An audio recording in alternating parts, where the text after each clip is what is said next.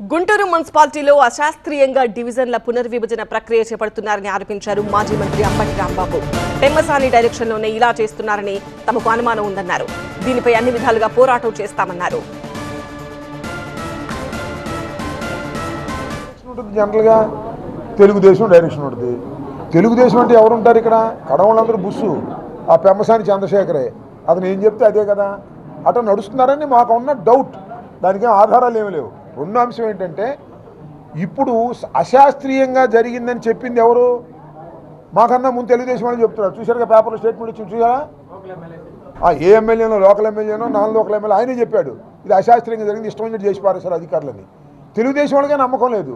అంటే తెలుగుదేశంలో గ్రూపులు ఉన్నాయన్నమాట. అంతే. పెమ్మసాని గారు చెప్పిన దానికి వీళ్ళు ఒప్పుకోవట్లేదని నాకు అనుమానం కలుగుతుంది.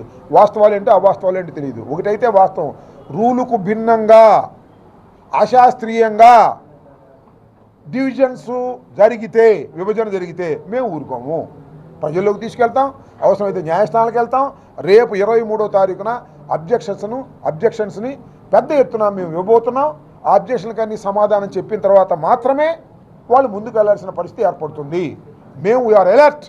మేము కీన్గా అబ్జర్వ్ చేస్తున్నాం. ప్రతి విషయాన్ని కీన్గా అబ్జర్వ్ చేస్తున్నాం.